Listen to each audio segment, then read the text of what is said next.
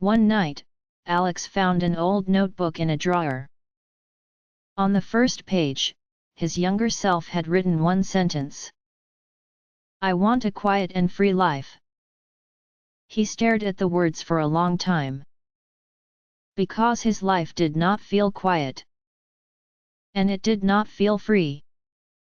Every day, he answered messages.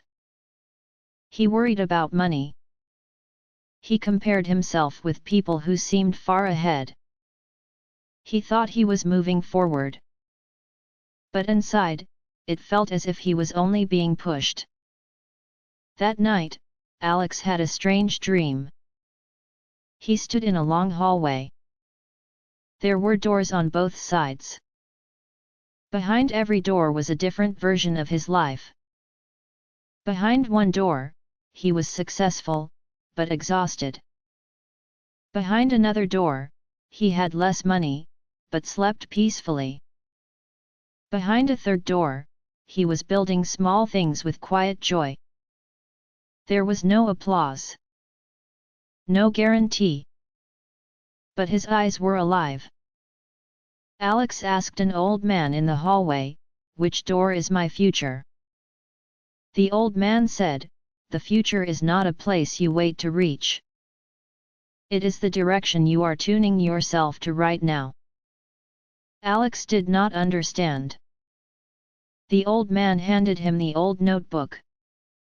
"You keep trying to rush into the future," he said. "But your future has already left clues behind. In the things you once loved. In the moments when you were not forcing yourself. In the version of you that felt natural." That is the first lesson of this book. Moving forward is not always about pushing harder. Sometimes, moving forward means returning to the part of you that was more real. The next morning, Alex did not quit his job. He did not make a dramatic announcement. He simply turned off his phone notifications. He made tea. Then he asked himself one question. If I were already walking inside the life I want, what would I do today? The question was small. But it opened something. Before, he asked, "How do I become successful quickly?"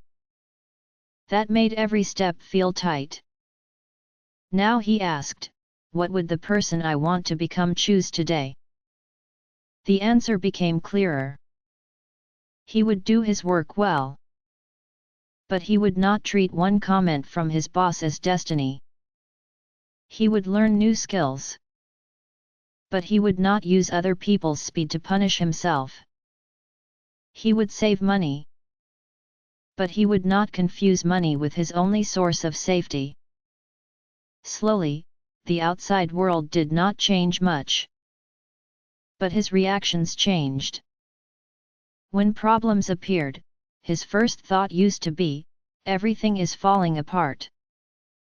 Now he paused. He asked, "What old pattern is this trying to pull me back into?